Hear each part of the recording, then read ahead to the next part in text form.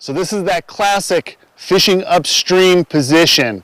I'm casting up to current where I think the fish are, so I want to position myself directly below these fish, maybe even off to the side, so that when my fly floats over these fish, I don't spook them with my fly line. So first thing I want to do is make sure that my leader is a little longer, so I've extended it out here to 12 feet, and I want to make sure I've got plenty of back cast room behind me. So I'm going to place a cast up in front, making sure I don't spook the fish, so it's important I don't overcast.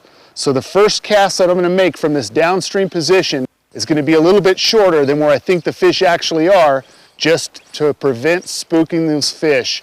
Again, just judging the distance, making sure I don't spook these fish. So I'd rather be short than too long. Very important from this angle. So if I'm too long, they see that fly line, they're going to get spooked and they will not continue to feed. Little one came up to grab it, and that's okay. He's the little guy. The big one's just above him, so I'm going to see how close I can get to that snag without getting hooked on it. Oh, you see him rising up there. We're going to try to drop it on that fish on this next one. Accuracy is the name of the game, so judging the distance and putting the fly in the right spot is going to determine if we're going to catch these fish or not.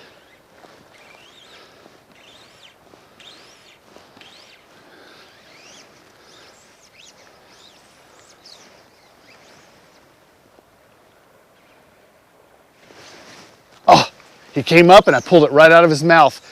He just kind of nosed at it, but he's still rising, so we're going to throw it right back on him. See if we can try that again. There he is.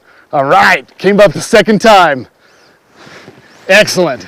So I'm just stripping the line in to take up this slack. He's not ready to come down into this pool yet. Now I'm holding the rod tip up high because there's some rocks in front of me and I don't want him to wrap me around those rocks. Just like so, he's trying to do that. And when he starts holding position, give us a little jump.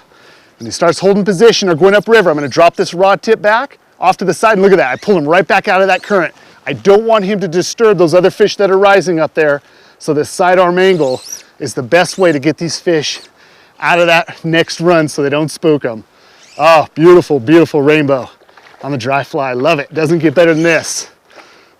I'm going to make sure once he sees me, he may take off. So I'm going to be prepared for that. Here we go. We got the net handy.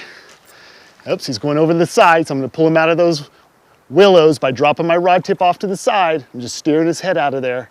They know where to go to go for cover to break us off, so we got to be aware of that. Look at that, look at that. Trying to go right in that bush. Come on, buddy. It's not the spot for you. Let that net go.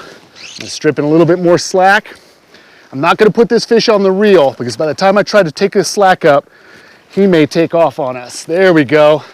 That's what we're trying to catch. Beautiful, beautiful rainbow trout. I'm going to keep his head in the water. I don't want to keep this fish out. I'm going to lift his head up gently. I'm going to let the net go. I'm going to pull that fly right out of his mouth, and if he wants to move around, that's okay. Move that fly. And that's what we came here for. Beautiful rainbow trout on the dry fly. It doesn't get too much better than that, you guys, with the fly rod.